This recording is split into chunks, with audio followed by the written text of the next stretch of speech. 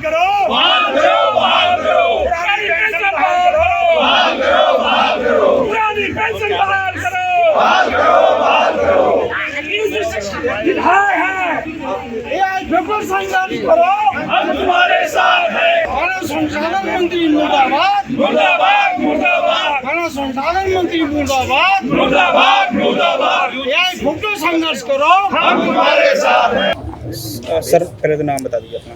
मैं professor Arun Kumar, general secretary all India federation of university and college teachers organisation, और आज यहाँ 10 स्टेट के टीचर रिप्रेजेंटेटिव्स आए हुए हैं यूजीसी के सामने धरना देने के लिए। आप पूछेंगे धरना क्यों देना पड़ रहा है? पिछले 2 सालों से कम्युनिकेट कर रहा हूँ यूजीसी को छोटे छोटे शिक्षक के इशू पर। वो न कोई जवाब देते हैं और उस पर कोई कार्रवाई करते हैं। जब ज़बरदस्ती घुस के यूजीसी में जाता हूँ तो बोलते हैं कि कार्रवाई चल रही है, लेकिन 2 साल में उन्होंने कुछ नहीं किया। यूजीसी रेगुलेशन में है कि एमफिल पीएचडी इंक्रीमेंट पूरे देश में लागू होगा, स्टेट में लागू नहीं है MPhil PhD increment. Old pension scheme की मांग पूरे देश के शिक्षक कर रहे हैं, जो भी 114 के बाद बहाल है। आप जानते हैं कि नेशनल पेंशन स्कीम आया है, वह कर्मचारियों को, शिक्षकों को ठगने का पेंशन स्कीम है। हम लोग ओल्ड पेंशन स्कीम की मांग कर रहे हैं। हम लोग करें प्रमोशन के लिए, कैश प्रमोशन में जो आरसी और ओसी रिफ्रेशर कोर्स और ओरिएंटेशन कोर्स की बाध्यता है उसको एक्सटेंड करो 31 दिसंबर 2022 तक। वो एक्सटेंड नहीं कर रहे हैं। और उसके बाद छोटे छोटे और हमारे डिमांड है कि यूजीसी रेगुलेशन में है कि 65 वर्ष तक एज ऑफ रिटायरमेंट हो सकता है, लेकिन देश के 4-5 राज्यों को छोड़कर कहीं 59, कहीं 60, कहीं 61, कहीं 62, कहीं यूजीसी यूनिफॉर्मिटी नहीं बरत रही है। 65 एज ऑफ रिटायरमेंट की हम मांग कर रहे हैं। हम मांग कर रहे हैं कि हायर एजुकेशन में SC, ST, OBC और PWD का रिजर्वेशन ईमानदारी से लागू करो। हम मांग कर रहे हैं कि प्राइवेटाइजेशन शिक्षा का बंद करो। हम मांग करें कि विश्वविद्यालय को बेचना बंद करो। जो नई शिक्षा नीति आपने लाई है वह बिना स्टेक होल्डर से बात किए हुए लाई है। स्टेक होल्डर से बात करो, डिस्कशन करो और तब उसको लागू करो। इन तमाम सवालों को लेकर हम लोग यहाँ पहुँचे हुए हैं। और ये पुलिस वाले एक तो परमिशन नहीं देते, इन्होंने सोच रखा है किसी को धरना का परमिशन नहीं देंगे, मूवमेंट का परमिशन नहीं देंगे तो कैसे लोगों की बात सुनी जाएगी। ये डेमोक्रेसी के खिलाफ है, डेमोक्रेटिक राइट्स के खिलाफ है। और ये पुलिस वाले ज़बरदस्ती करते हैं, प्रशासन ज़बरदस्ती करता है और हमारे फंडामेंटल राइट्स पर यह हमला है। हम इनकी बात नहीं मानेंगे, हम अपनी आवाज़ उठाते रहेंगे।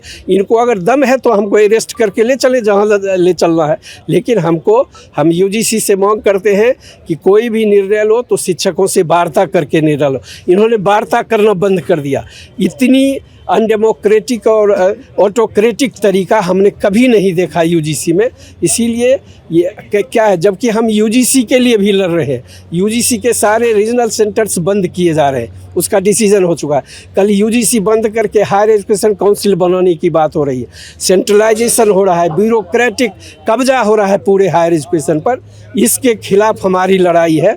हम इस यूजीसी में बैठे हुए जो ऑफिसर हैं, चेयरमैन और सेक्रेटरी हैं, उनके लिए भी लड़ रहे हैं। अकेले में वो बात करेंगे तो कहेंगे कि नहीं आपकी लड़ाई सही है, और वे लोग सरकार के सामने कुछ और बोलते हैं। कैसे चलेगा यह देश? डेमोक्रेसी में सबको अपनी बात रखने की आदत। आप मानेंगे नहीं मानेंगे वो अलग सवाल है, लेकिन बातचीत तो करेंगे। इशूज़ टू इशू बातचीत तो होनी चाहिए। यह हमारे इशूज़ हैं और इसी के लिए हमारे तमाम शिक्षक आए हुए हैं।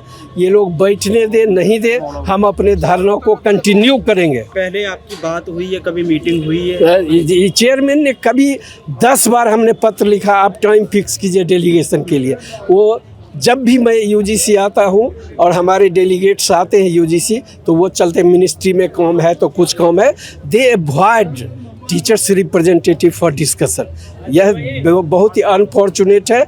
बहुत दिनों के बाद ऐसा हमको देखने के लिए मिला है।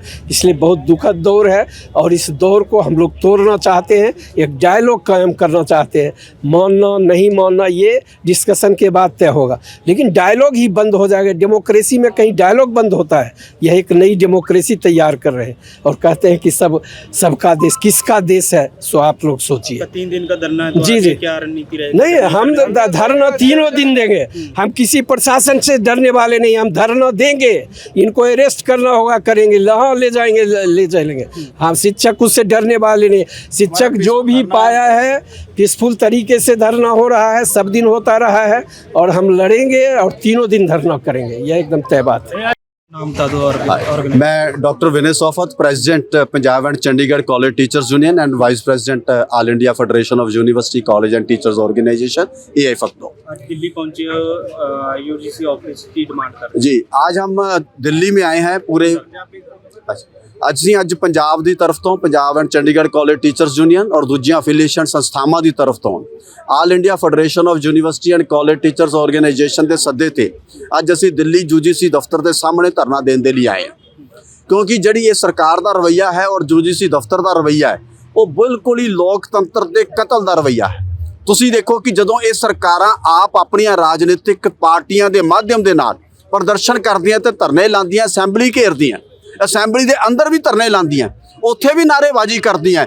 ਤੁਸੀਂ ਇਹ ਸਰਕਾਰ ਦੀ ਇਹ ਲੋਕਤੰਤਰ ਦੀ ਹੱਤਿਆ ਦਾ ਅੰਜਾਮ ਹੈ ਦੇਖੋ ਕਿ ਅੱਜ ਅਸੀਂ ਜਦੋਂ UGC ਦਫ਼ਤਰ ਦੇ ਬਾਹਰ ਅੱਜ ਤੋਂ ਮਹੀਨਾ ਪਹਿਲਾਂ ਤੋਂ ਐਲਾਨ ਕੀਤੇ ਧਰਨੇ ਤੇ ਪਹੁੰਚੇ ਤਾਂ ਕਿੱਦਾਂ ਉਰੇ ਟੈਂਟ ਉਖਾੜੇ ਗਏ, ਕਿੱਦਾਂ ਉਰੇ ਕੁਰਸੀਆਂ ਚੱਕ ਕੇ ਸੁੱਟੀਆਂ ਗਈਆਂ। ਅਸੀਂ ਬੜੇ ਸਖਤ ਸ਼ਬਦਾਂ ਦੇ ਨਾਲ ਸਰਕਾਰ ਦੀ ਇਸ ਜਿਹੜੀ ਗੈਰ ਲੋਕਤੰਤਰੀ ਪ੍ਰਣਾਲੀ ਦੀ ਨਿਖੇਧੀ ਵੀ ਕਰਦੇ ਆ, ਉਹਦੀ ਨਿੰਦਾ ਵੀ ਕਰਦੇ ਆ ਔਰ ਨਾਲ ਦੀ ਨਾਲ ਚੇਤਾਵਨੀ ਵੀ ਦਿੰਦੇ ਆ ਕਿ ਜੇ ਸਰਕਾਰ ਦੀ ਲੋਕਤੰਤਰ ਦੀ ਹੱਤਿਆ ਬੰਦ ਨਾ ਕੀਤੀ ਤਾਂ ਇਹ ਲੋਕਤੰਤਰ ਉਹਨਾਂ ਦੇ ਵਜੂਦ ਨੂੰ, ਰਾਜਨੀਤਿਕ ਵਜੂਦ ਨੂੰ ਵੀ ਖਤਮ ਕਰ ਦੂਗਾ। ਦੂਜਾ, ਸਾਡੀਆਂ ਮੰਗਾਂ ਕੀ ਨੇ? ਸਾਡੀਆਂ ਮੰਗਾਂ ਉਹ ਜੈਨੂਅਨ ਮੰਗਾਂ ਨੇ ਜਿਨ੍ਹਾਂ ਮੰਗਾਂ ਦੇ ਉੱਤੇ ਇਹ ਸਰਕਾਰ ਆਲਰੇਡੀ ਕਈ ਵਾਰੀ ਆਸ਼ਵਾਸਨ ਦੇ ਚੁੱਕੀ ਹੈ। ਜਿਵੇਂ ਰਿਫਰੈਸ਼ਰ ਕੋਰਸਿਸ ਦੀ ਰਿਲੈਕਸੇਸ਼ਨ ਅਸੀਂ ਮੰਗ ਰਹੇ ਹਾਂ। ਇੱਕ ਸਰਕਾਰ ਕਹਿੰਦੀ ਹੈ ਕਿ ਅਸੀਂ ਪੂਰੇ ਹਿੰਦੁਸਤਾਨ 'ਚ ਇੱਕ ਕਾਨੂੰਨ ਲਾਗੂ ਕਰਨਾ ਹੈ, ਜਦੋਂ ਅਸੀਂ ਕਹਿੰਦੇ ਹਾਂ ਕਿ ਪੂਰੇ ਹਿੰਦੁਸਤਾਨ ਦੇ ਯੂਨੀਵਰਸਿਟੀ ਤੇ ਕਾਲਜ ਟੀਚਰਾਂ ਦੀ ਤਾਂ ਜਿਹੜੀ ਏਜ ਆਫ ਰਿਟਾਇਰਮੈਂਟ ਹੈ ਉਹ ਯੂਨੀਫਾਰਮਲੀ 65 ਸਾਲ ਕੀਤੀ ਜਾਏ ਤਾਂ ਉੱਥੋਂ ਪਿੱਛੇ ਹਟਦੀ ਹੈ।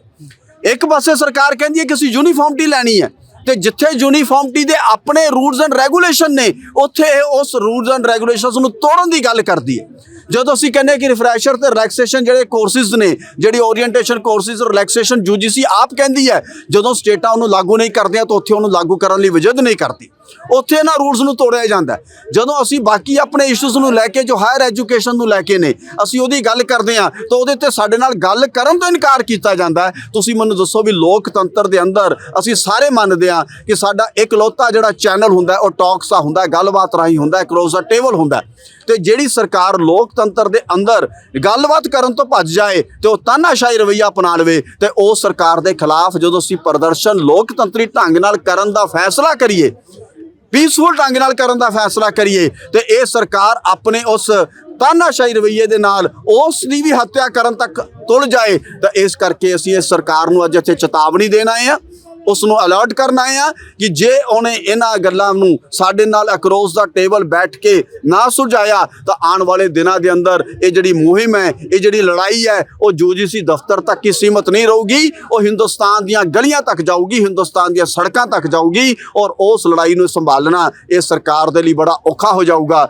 ਅਸੀਂ ਨਹੀਂ ਚਾਹੁੰਦੇ ਉੱਥੋਂ ਤੱਕ ਜਾਣਾ, ਅਸੀਂ ਆਪਣੇ ਕਾਲਜਾਂ ਤੇ ਯੂਨੀਵਰਸਿਟੀਆਂ 'ਚ ਪੜ੍ਹਾਉਣਾ ਚਾਹੁੰਦੇ ਹਾਂ, ਪਰ ਜੇ ਸਰਕਾਰ ਸਾਨੂੰ ਇਹ ਮਜਬੂਰ ਕਰਨ ਤੇ ਫੈਸਲਾ ਕਰ ਚੁੱਕੀ ਹੈ ਕਿ ਉਹਨੇ ਸਾਨੂੰ ਪ੍ਰਦਰਸ਼ਨ ਵਾਲੇ ਪਾਸੇ ਲਿਜਾਣਾ ਹੈ ਤਾਂ ਅਸੀਂ ਇਹ ਸਰਕਾਰ ਨੂੰ ਦੱਸ ਦੇਣਾ ਚਾਹੁੰਦੇ ਹਾਂ ਕਿ ਅਸੀਂ ਫਿਰ ਉਹ ਟੀਚਰ ਵਰਗਾ ਜਿਹੜੇ ਸਰਕਾਰਾਂ ਦੇ ਤਖਤੇ ਵੀ ਪਲਟ ਸਕਦੇ ਹਾਂ, ਸਰਕਾਰਾਂ ਵੀ ਪਲਟ ਸਕਦੇ ਹਾਂ, ਕਿਉਂਕਿ ਸਾਨੂੰ ਪੂਰੇ ਹਿੰਦੁਸਤਾਨ ਦੇ ਅੰਦਰ 10 ਲੱਖ ਟੀਚਰ ਨਾ ਸਮਝਿਆ ਜਾਏ। ਸਾਡੇ ਨਾਲ ਜਿਹੜਾ 20 ਕਰੋੜ ਵਿਦਿਆਰਥੀ ਹੈ ਔਰ 20 ਕਰੋੜ ਵਿਦਿਆਰਥੀਆਂ ਦੇ ਨਾਲ ਜਿਹੜੇ ਉਹਨਾਂ ਦੇ ਮਾਪੇ ਨੇ ਉਹਨੂੰ ਮਿਲਾ ਕੇ ਜਦੋਂ 40 ਕਰੋੜ ਦਾ ਵੱਡਾ ਇੱਕ ਜਹਾਜ਼ ਤੁਰੂਗਾ ਤਾਂ ਉਹ ਜਹਾਜ਼ ਫਿਰ ਇਹਨਾਂ ਤੋਂ ਰੋਕਿਆ ਨਹੀਂ ਜਾਣਾ। ਇਹ ਚੇਤਾਵਨੀ ਅਸੀਂ ਸਰਕਾਰ ਨੂੰ ਦੇਣਾ ਚਾਹੁੰਦੇ ਹਾਂ। ਤੁਸੀਂ ਡਿਮਾਂਡ ਕਰ ਰਹੇ ਹੋ ਇਹਦਾ ਐਜੂਕੇਸ਼ਨ ਔਰ ਪ੍ਰੋਫੈਸਰ ਔਰ ਸਟੂਡੈਂਟਾਂ ਨੂੰ ਕੀ ਨੁਕਸਾਨ ਆ? ਇਹ ਸਾਰੇ ਦਾ ਸਾਰਾ ਜਿਹੜਾ ਸਾਡੀਆਂ ਡਿਮਾਂਡਸ ਨੇ ਉਹ ਟੋਟਲ ਹਾਇਰ ਐਜੂਕੇਸ਼ਨ ਦੀਆਂ ਨੇ।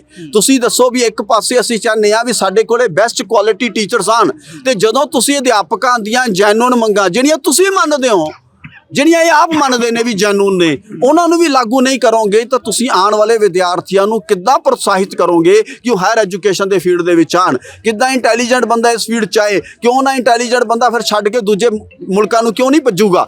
ਇਸ ਕਰਕੇ ਅਸੀਂ ਉਹੀ ਇਸ਼ੂਜ਼ ਰੇਜ਼ ਕਰ ਰਹੇ ਹਾਂ ਜੋ ਹਿੰਦੁਸਤਾਨ ਦੇ ਭਵਿੱਖ ਨਾਲ ਸੰਬੰਧਿਤ ਨੇ, ਜੋ ਹਿੰਦੁਸਤਾਨ ਦੀਆਂ ਨਵੀਆਂ ਪੀੜ੍ਹੀਆਂ ਨਾਲ ਸੰਬੰਧਿਤ ਨੇ, ਜੋ ਹਿੰਦੁਸਤਾਨ ਦੇ ਹਾਇਰ ਐਜੂਕੇਸ਼ਨ ਨੂੰ ਬਿਲਡ ਕਰਨਗੇ, ਜਿਹਦੇ ਨਾਲ ਹਿੰਦੁਸਤਾਨ ਦੁਨੀਆ ਦੀ ਨੰਬਰ 1 ਤਾਕਤ ਬਣੂਗਾ। ਅਸੀਂ ਉਹੀ ਮੁੱਦੇ ਰੇਜ਼ ਕਰ ਰਹੇ ਹਾਂ। ਜਿਹੜੇ ਆਲਰੇਡੀ ਇਹਨਾਂ ਨੇ ਸਾਡੇ ਨਾਲ ਵਾਅਦੇ ਕੀਤੇ ਨੇ, ਜੋ ਲਗਾਤਾਰ ਚੱਲ ਰਹੇ ਨੇ, ਲੇਕਿਨ ਉਹਦੀ ਇੰਪਲੀਮੈਂਟੇਸ਼ਨ ਨਹੀਂ ਕਰਦੇ, ਉਹਦੇ ਨਾਲ ਗੱਲਬਾਤ ਨਹੀਂ ਕਰਦੇ, ਉਹਨੂੰ ਬੈਠ ਕੇ ਸੁਲਝਾਉਣ ਦੀ ਗੱਲ ਨਹੀਂ ਕਰਦੇ। ਅਸੀਂ ਇਹਨਾਂ ਨੂੰ ਚੇਤਾਵਨੀ ਦਿੰਦੇ, ਤੁਹਾਡੇ ਮਾਧਿਅਮ ਰਾਹੀਂ ਦਿੰਦੇ ਆ ਕਿ ਤੁਸੀਂ ਇੱਥੇ ਪ੍ਰੈਸ ਦੇ ਸਾਹਮਣੇ ਆ ਜਾਓ। ਜਿਹੜੇ ਮੁੱਦੇ ਸਾਡੇ ਗਲਤ ਨੇ, ਜਿਹੜੇ ਮੁੱਦੇ ਸਾਡੇ ਤੁਹਾਨੂੰ ਲੱਗਦੇ ਨੇ ਕਿ ਉਹ ਵਾਜਬ ਨਹੀਂ ਹੈਗੇ, ਤੁਸੀਂ ਪ੍ਰੈਸ ਦੇ ਵਿੱਚ ਆ ਕੇ ਸਾਰਿਆਂ ਦੇ ਸਾਹਮਣੇ ਕਹਿ ਦਿਓ ਵੀ ਇਹ ਗਲਤ ਨੇ, ਇਹਨਾਂ ਦੀ ਡਿਮਾਂਡ ਗਲਤ ਹੈ, ਅਸੀਂ ਡਿਮਾਂਡ ਵਾਪਸ ਲੈ ਲਾਂਗੇ। ਪਰ ਗੱਲ ਆ ਕੇ ਕਰੋ ਤਾਂ ਸਹੀ, ਗੱਲ ਕਹੋ ਤਾਂ ਸਹੀ। ਤੁਸੀਂ ਚੁੱਪ ਚਪੀਤੇ ਫਾਈਲਾਂ ਦੇ ਵਿੱਚ ਗਲਤ ਫੈਸਲੇ ਕਰਦੇ ਰਹੋ ਤੇ ਅਸੀਂ ਉਹਦੇ ਉੱਤੇ ਆਵਾਜ਼ ਵੀ ਬੁਲੰਦ ਨਾ ਕਰੀਏ। ਇਹ ਲੋਕਤੰਤਰ ਦੇ ਵਿੱਚ ਨਾ ਅਸੀਂ ਪਹਿਲਾਂ ਹੋਣ ਦਿੱਤਾ ਹੈ, ਨਾ ਅਸੀਂ ਹੋਣ ਦਿਆਂਗੇ। ਜਿਹੜੀਆਂ ਸ਼ਹੀਦੀਆਂ ਪ੍ਰਾਪਤ ਕਰਕੇ ਲੋਕਤੰਤਰ ਦੀ ਸਥਾਪਨਾ ਕੀਤੀ ਹੈ, ਉਹਨਾਂ ਸ਼ਹੀਦੀਆਂ ਨੂੰ ਹੋਰ ਦੇ ਕੇ ਲੋਕਤੰਤਰ ਮਜ਼ਬੂਤ ਵੀ ਕਰਾਂਗੇ।